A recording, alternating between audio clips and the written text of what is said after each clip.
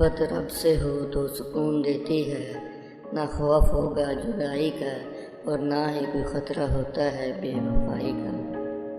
اور بالآخر ہمیں یقین کرنا ہی پڑتا ہے کہ جو چیز ہمارے نصیب میں نہ ہو وہ تو ہونٹوں کے درمیان سے بھی چھین لی جاتی ہے۔ حقیقت تو یہ ہے کہ رشتوں کو جوڑنے کے لیے کبھی اندھا، کبھی بہرا اور گونگا بھی ہونا پڑتا ہے۔ جس کے ساتھ نکاح نہیں کر سکتے اس کے ساتھ نکاح کے بعد والی باتیں بھی مت کرو۔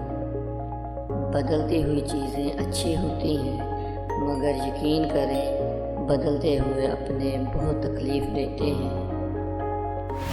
پتہ ہے دنیا کا سب سے خالص رشتہ کون سا ہے؟ نفرت کا، کیونکہ اس میں ملاوٹ نہیں ہوتی۔ ناراضگی بھی ایک بہت ہی خوبصورت رشتہ ہے، انسان دل اور دماغ دونوں میں ہی بسا رہتا ہے۔ کبھی کبھی ہم غلط نہیں ہوتے، بس ہمارے پاس الفاظ نہیں ہوتے جو ہمیں صحیح ثابت کر سکیں۔ جانتے ہو محبت اور عشق میں کیا فرق ہے؟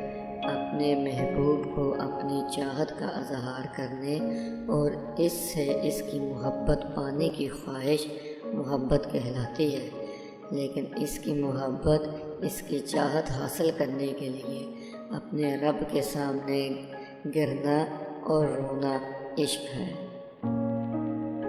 زندگی میں دو چیزیں ٹوٹنے کے لیے ہوتی ہیں، سانسیں اور ساتھ۔ سانس ٹوٹنے سے انسان ایک بار مرتا ہے اور ساتھ ٹوٹنے سے انسان بار بار مرتا ہے۔ محبت جب روح کی ہو تو انسان دوسری محبت کے قابل نہیں رہتا۔ محبت اظہار نہیں مانگتی، مگر کبھی کبھی اظہار کر دینا چاہیے دوسروں کو مطمئن کرنے کے لیے۔ یہ جو محبت کرنے والے ہوتے ہیں وہ سر سے چادر تھوڑی کھینچتے ہیں، وہ تو اپنے نام کے ساتھ آپ کا نام جوڑتے ہیں تاکہ عزت سانجھی ہو جائے۔ بات نہ کرنے سے تعلق نہیں ٹوٹتا، تعلق تب ٹوٹتا ہے جب ایک دوسرے کے بغیر صبر آ جائے۔ جب تمہیں کسی سے محبت کا اظہار کرنا ہو تو اسے تحفے میں پھول نہیں قرآن پاک دو۔